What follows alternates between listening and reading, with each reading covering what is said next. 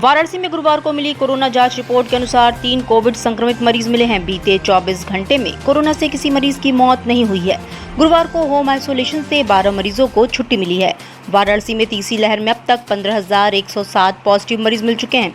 इनमें से 15,051 लोग स्वस्थ हो चुके हैं, जबकि एक्टिव केसों की संख्या 43 है। लंका थाना क्षेत्र के नरिया इलाके में हुए मां बेटी के ब्लाइंड मर्डर केस का वाराणसी पुलिस ने खुलासा कर दिया है। वाराणसी पुलिस ने इस हत्या की साजिश रचने वाले पड़ोसी को एक शातिर हत्यारे और उसके साथी के साथ गिरफ्तार करने में कामयाबी हासिल की है। पुलिस को बीती 13 जुलाई को 58 वर्षीय बुजुर्ग और 28 वर्षीय युवती का शव बंद मकान में मिला था, जब पड़ोसियों ने दुर्गंध आने की सूचना दी थी। फिलहाल पुलिस ने पकड़े गए आरोपितों को संबंधित धाराओं में जेल भेज दिया है। देखिए, दिनांक 13 जुलाई को नरिया क्षेत्र जो लंका थाना में है, वहाँ पे एक मकान के अंदर संदिग्ध परिस्थितियों में एक वृद्धा लगभग 58 वर्ष की महिला और उसकी बेटी जो लगभग 27-28 साल की थी, इन दोनों का शव प्राप्त हुआ था।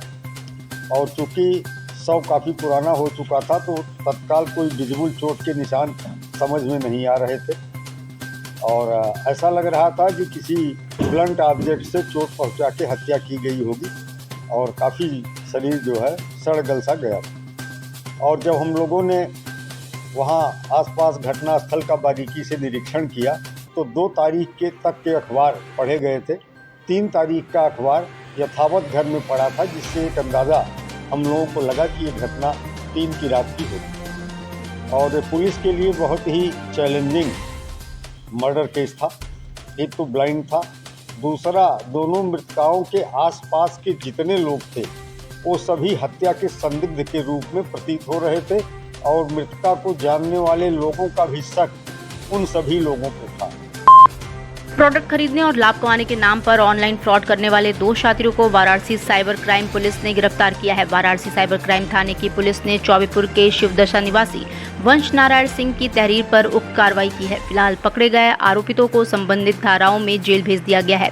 सीओ साइबर क्राइम ने बताया कि मोहम्मद नईम, अब्दुल जुमेराती शेख व संजय राय ने पूछताछ में बताया है कि हम लोग योजना के तहत अपराध करने के लिए बैंक खातों, मोबाइल नंबर व किस व्यक्ति को कैसे फंसाना है उसका योजना बनाकर अपराध करते हैं। कभी इनाम के लालच में, कभी कंपनी में पैसा लगाने पर लाभ देने के नाम पर, कभी गेमिंग के नाम पर भी, कभी रमी गोल्ड के नाम पर, बिटकॉइंस में पैसा डबल करने के नाम पर आम लोगों के पास लिंक के माध्यम से तथा SMS भेजकर लालच देते थे।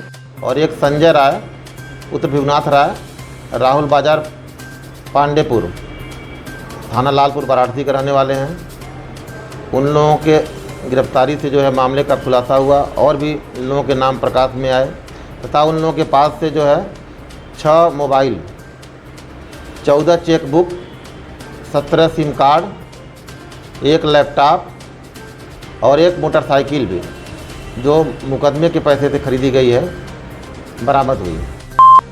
लोता थाना क्षेत्र के परजनपुर में गुरुवार की सुबह तालाब में स्नान कर रहे बुजुर्ग की डूबने से मौत हो गई। कड़ी मशक्कत के बाद गोताखोरों ने 4 घंटे बाद मृतक का शव तालाब से बाहर निकाला। इस संबंध में लोता थाने की अकेलवा चौकी प्रभारी राजेश त्रिपाठी ने बताया कि लोता थाना क्षेत्र के परजनपुर सुभाष चंद्र पाठक सुबह गाँव में तालाब पर नहा रहे थे। अचानक उनका पैर फिसल गया और वो गहरे पानी में चले गए। जब तक लोग उन्हें बचाते वो डूब गए। इस बात की सूचना तुरंत मौके पर मौजूद लोगों ने परिजनों और पुलिस को दी। मिशन 1 करोड़ पौधारोपण के तहत गुरुवार को कैंट विधानसभा क्षेत्र के विधायक सौरभ श्रीवास्तव के साथ केंद्रीय पुलिस बल 95 बटालियन के अफसरों व जवानों ने 501 पौधे लगाए। ये पौधे बटालियन के कमांडेंट अनिल कुमार वृक्ष की अगुवाई में लगाए गए। वृक्षारोपण अभियान में गांधीनगर पार्क, नरिया, रोहित नगर पार्क और साकेत नगर पार्क नंबर 2 में पौधे लगा दिए गए। इनमें जामुन, अर्जुन, नीम, अमलताज, गुलमोहर, अशोक, आंवला आदि पौधे हैं। कार्यक्रम के मुख्य अतिथि प्रदूषण नियंत्रण बोर्ड वाराणसी मंडल के निदेशक कालिका सिंह रहे। केंद्रीय स्वास्थ्य विभाग से रिटायर मीरा श्रीवास्तव के घर 27 अगस्त को हुई दिन दहाड़े भीषण चोरी मामले में पूर्व IPS अमिताभ ठाकुर ने ट्वीट किया है। अमिताभ ठाकुर ने पुलिस के आला अधिकारी को ट्वीट करते हुए जानकारी दी है कि इस चोरी के बाद पीड़िता की शिकायत पर पुलिस मौके पर पहुंची। उसने फॉरेंसिक टीम बुलाई, फिंगरप्रिंट लिए गए, पर आज तक पुलिस ने संबंध में तहरीर दिए जाने के बावजूद FIR दर्ज नहीं की है। अधिकार सेना ने इस मामले को उठाया है। अधिकार सेना के संयोजक अमिताभ ठाकुर द्वारा ADG जोन वाराणसी सहित अन्य को भेजे गए ट्वीट तथा शिकायत में तत्काल FIR तथा चोरी के सामान की बरामदगी की मांग की है। साथ ही जानबूझकर एफआईआर दर्ज नहीं करने वाले पुलिस अफसरों पर कठोर कार्रवाई की भी मांग की गई है। इस ट्वीट के बाद फिलहाल बड़ागांव थाने में सुसंगत धाराओं में एफआईआर दर्ज कर ली गई है। केंद्रीय जल आयोग के अनुसार वाराणसी में गंगा के जलस्तर में 5 सेंटीमीटर प्रति घंटे की रफ्तार से घटाव दर्ज किया गया है। शाम 6 बजे गंगा 70.66 मीटर पर बह रही थी।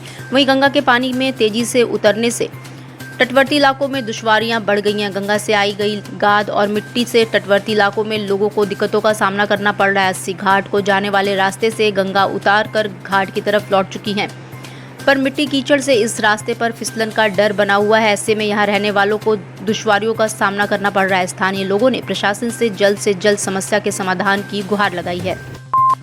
स्विगी और जोमेटो के प्लेटफॉर्म पर अब बड़े ब्रांड के रेस्टोरेंट्स के साथ भी आप काशी के स्ट्रीट वेंडरों के फास्ट फूड का स्वाद चख सकेंगे। योगी सरकार रेहड़ी पटरी व्यवसायियों को देश की नामी फूड डिलीवरी ऐप पर ऑन बोर्ड करा रही है। इससे इनकी बिक्री दुगनी हो गई है। इसके अलावा वाराणसी के स्ट्रीट वेंडरों को वेंडिंग जोन बनाकर दे दिया गया है, जिससे अब इनको कोई सरकारी विभाग परेशान भी नहीं करता। देश के नामचीन फूड ब्रांड जिन ऑनलाइन प्लेटफॉर्म पर अपना सामान बेचते हैं, उसी पर बनारस के रेहड़ी पटरी व्यवसायी भी बेच रहे हैं। योगी सरकार ने स्विगी और जोमेटो के प्लेटफॉर्म पर काशी के ठेला पटरी व्यवसायियों के उत्पादों को ऑन बोर्ड कर दिया है। इसके लिए सरकार ने न सिर्फ वेंडिंग जोन बनाकर दिया है, जिससे पुलिस और नगर निगम के लोग उन्हें परेशान नहीं करते, बल्कि व्यापार को नई ऊंचाई देने के लिए उन्हें बड़े फूड डिलीवरी ऐप से भी जोड़ा जा रहा है। सूर्य षष्ठी पर संतान प्राप्ति के लिए लाखों श्रद्धालु दूर दूर से वाराणसी के लोलार कुंड में स्नान करने पहुंचते हैं। इस बार 2 सितंबर को मनाए जाने वाले इस पर्व के लिए 1 सितंबर भोर से ही श्रद्धालु कतारबद्ध हो गए हैं। ऐसे में उनकी सुरक्षा के लिए पुलिस फोर्स के साथ ही साथ मंदिर तक पहुंचने के लिए बैरिकेडिंग और मुकम्मल व्यवस्था की गई है। इन व्यवस्थाओं का निरीक्षण करने और सुरक्षा के प्रबंध को परखने सीपीए सतीश गणेश ने अपर पुलिस आयुक्त संतोष कुमार सिंह के साथ मेला स्थल का दौरा किया। इस दौरान उनके साथ DCP Kashi RS Gautam, ADCP Kashi Trilochan Tripathi, ACP Bhelupur Praveen Singh मौजूद रहे।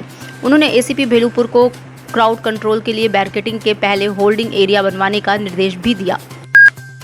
लोलार छठ का पर्व शुक्रवार को पड़ रहा है, पर गुरुवार को दिन में षष्ठी का मान होने की वजह से गुरुवार को भी आस्थावानों ने काशी के प्रसिद्ध लोलार कुंड में संतान प्राप्ति की कामना के साथ डुबकी लगाई।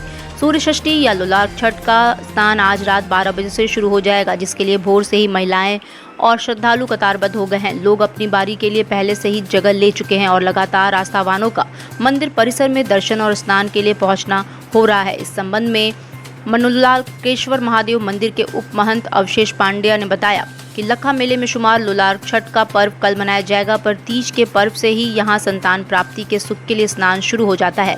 तीज, चौथ, ऋषि पंचमी और सूर्य षष्ठी को संतान प्राप्ति के लिए स्नान होता है। सूर्य षष्ठी के दिन लाखों की भीड़ होती है और रात 12 बजे से स्नान शुरू हो जाता है। हमारे पारिवारिक को लोग पूरे लोग रहते हैं, इसमें पूरा व्यवस्था देखते हैं। जो ये हम लोग को मतलब पूरा ये देखभाल पूरा मिला है इसका। यहाँ पर हम लोग देख रहे भी काम हम करा ही रहे हैं मेले में के लिए, और इसके अन्न जब समय में भी आएंगे तो हम ही लोग मिलेंगे यहाँ पर। जो हम लोग रोज आते हैं नहाने वाले को भी कराते हैं, मेले पर भी कराते हैं। कब से स्नान प्रारंभ हो रहा है? कल आज रात से मतलब शुरू करेंगे 12 बजे से। छठ को जो मान्यता है कल रात से शुरू होगा, 12 बजे से नहान शुरू हो जाएगा। कहाँ से लोग यहाँ आते हैं? हर जगह से आते हैं, जिसको जहाँ से पता चल जाता है। जैसे विदेश से भी लोग आए हैं यहाँ, ऐसा कि नहीं यहाँ के भारत के लोग रहते हैं, विदेश से भी यहाँ पर लोग आए हैं। अच्छा, ऐसी मान्यता लोगों के अंदर है कि षष्ठी के दिन स्नान करने से मनोकामना पूरी होती है, क्या होता देखिए प्रतिदिन, लेकिन छठ की ज़्यादा मान्यता है यहाँ पर, इसीलिए लोग ज़्यादा आते हैं यहाँ पर। लाखों में लोग आ जाते हैं स्नान करने के लिए। कितने बजे से कितने बजे तक का लगता है? देखिए सूर्य निकलने के बाद ही यहाँ पर मान्यता है, लेकिन यहाँ रात 12 बजे से शुरू हो जाता है। सूर्य ढलते जब तो वो ख़त्म हो जाता है, लेकिन लोग नहाते ही रहते, शाम तक नहाते हैं यहाँ।